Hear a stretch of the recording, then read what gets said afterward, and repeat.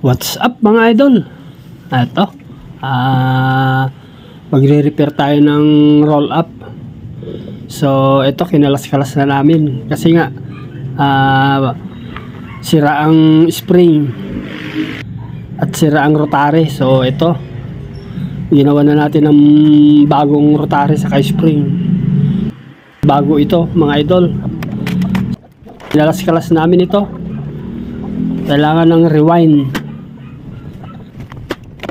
Ito, papakita ko sa inyo kung paano ako mag-repair dito.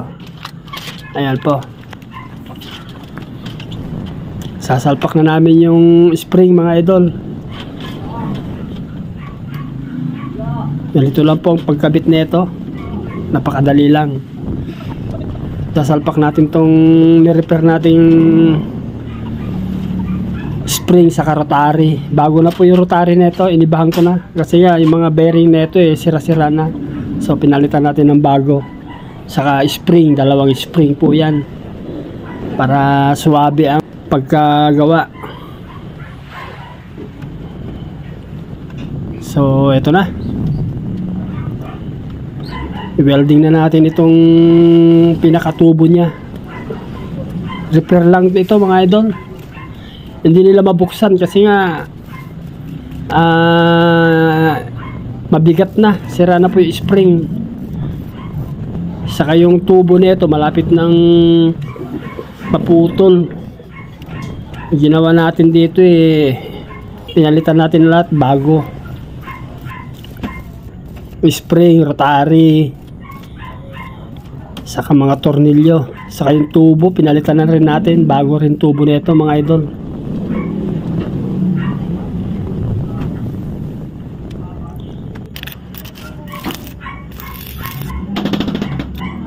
So okay na to mga idol.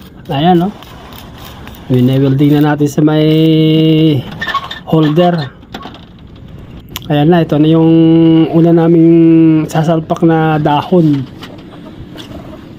Yung una nakasalpak na, pero ito pangalawa.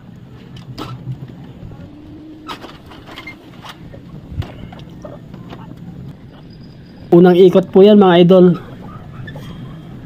Pangalawang dahon po yan na 4 na piraso po yan. Set by set po yan mga idol. Tapos eto na, pangalawa ay pangatlo. Pag sinalpak mo yung pangatlong set, iikutan natin uli yan mga idol. Ganyan lang po ang paggawa ng mga roll up. Napakadali. Ayan. Kailangan maayos ang pag-ikot sabay para hindi siya magkalukot-lukot. So ayan po mga idol, ikot uli kada salpak, ikot mga idol.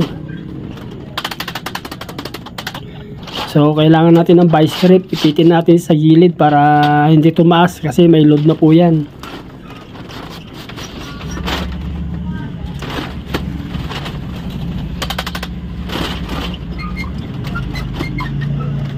Ayan po, ikot uli. Ganyan lang po, napakadali lang ang paggawa ng roll up.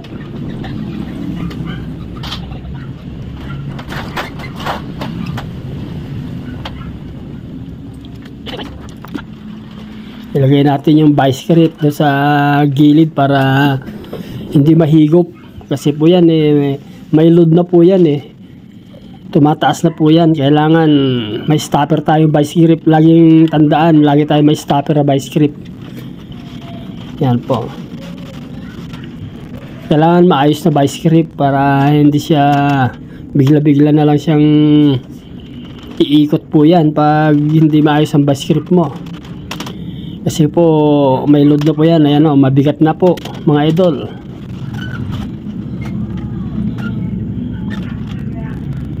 Ilang piraso na lang po yan. Bawat salpak yan 4 na set mga dahon.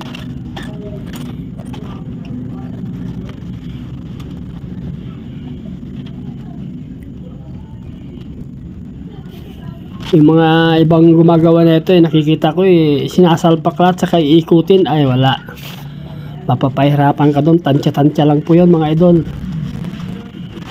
Ayan lang po, oh. Ganyan lang. Napakadali.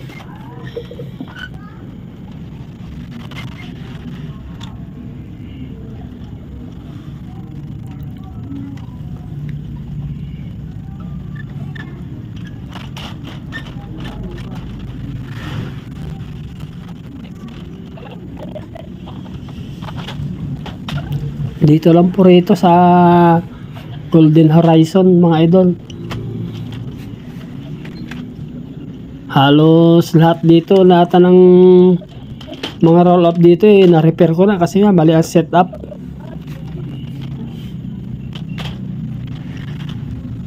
Saka luma na, mga idol. Marami na akong na-repair dito. Itong magkakatabi na ito halos ako na lahat nag-repair na ito Hanggang doon sa may opisina ng mga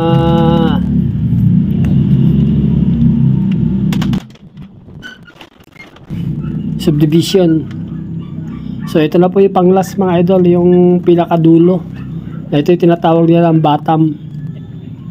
So determine na lang yan, titingnan natin kung maluwag o mahigpit po, mga idol. Biglang umulan, silong muna kami, pero at least tapos na. Ayan po, lakas ang ulan, basang basa kami. Okay na, mga idol.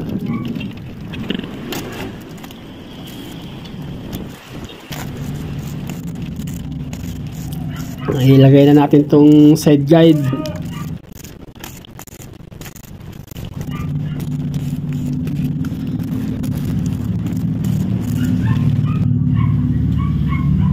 So ayan na, mga idol, testing.